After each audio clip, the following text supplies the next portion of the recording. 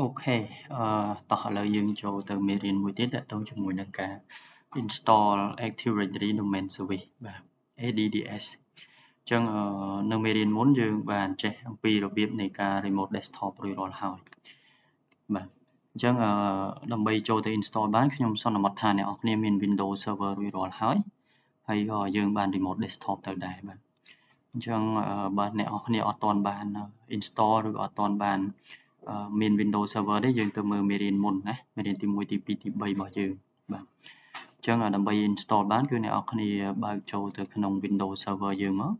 តោះយើងចុច start ហើយ select នៅលើ Server Manager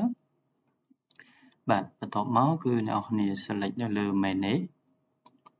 យកពាក្យថា add rule and feature អញ្ចឹងបន្ទាប់មកនៅទីនេះគឺអ្នកនរគ្នា select យកពាក្យថា next ហើយយើងចុច next ទៀតបាទចឹងនៅទីនេះគឺអ្នកនរគ្នា select យកពាក្យថា Active Directory Domain Service បាទ select នៅលើនេះមកហើយយើងចុច add feature បាទបន្ទាប់ពី add បែបនេះរួចរាល់ហើយអ្នកនរគ្នា select នៅលើពាក្យថា next ចុច next ទៀតហើយ next ទៀតបាទបន្ទាប់មកនៅទីនេះគឺយើង tick យកថា restart destination server automatically if required មានន័យថាបើសិនជា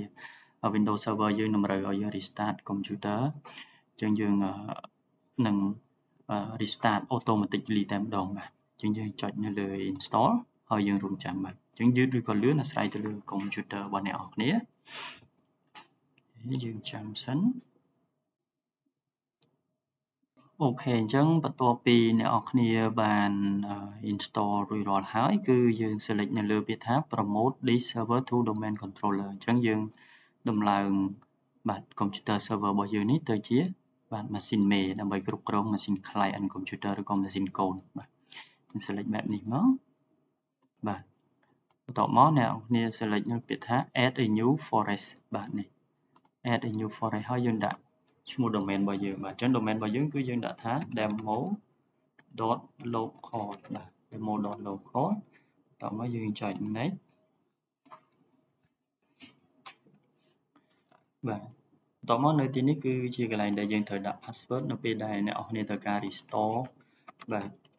AD របស់យើងឡើងមកគឺយើងត្រូវការ password បាទអញ្ចឹងអ្នកនរគ្នាដាក់ password មកត្រូវចាំថា password របស់យើងគឺយើងដាក់មាន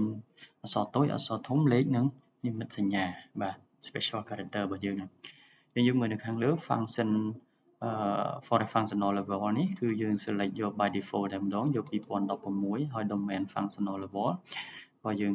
select យក2016ដូចគ្នាបាទបន្ទាប់មកអ្នកនរគ្នា select next បាទអញ្ចឹងនៅកន្លែងនេះគឺយើងនឹង install បាទ DNS របស់យើង automatic តែម្ដងហើយយើងចុច next ទៅ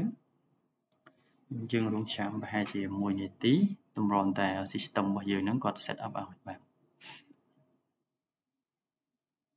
អូខេអញ្ចឹងនេះគឺជា net BIOS name របស់យើងឈ្មោះថា demo បាទហើយយើងចុច next ទៀត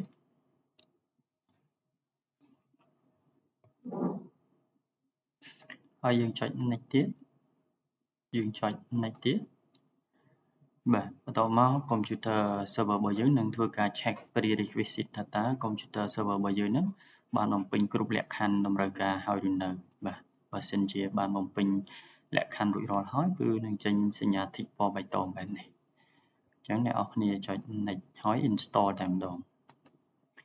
អញ្ចឹងកន្លែងនេះយើងរងចាំអាចចំណាយពេល5ទៅ15នាទីអាស្រ័យទៅលើ computer របស់អ្នកនរគ្នាយឺតឬក៏លឿនអញ្ចឹងទៅអញ្ចឹងខ្ញុំសូម pause វីដេអូរបស់យើងហើយពេលដែល install រួចរាល់យើងនឹងត្រឡប់មកវិញអូខេអញ្ចឹងក្រោយពី install រួចរាល់ហើយ computer របស់យើងនឹង automatic restart មួយណាអញ្ចឹងserver យើងនឹង restart ហើយយើងនឹង remote ត្រឡប់មកវិញពេលបន្តិចទៀត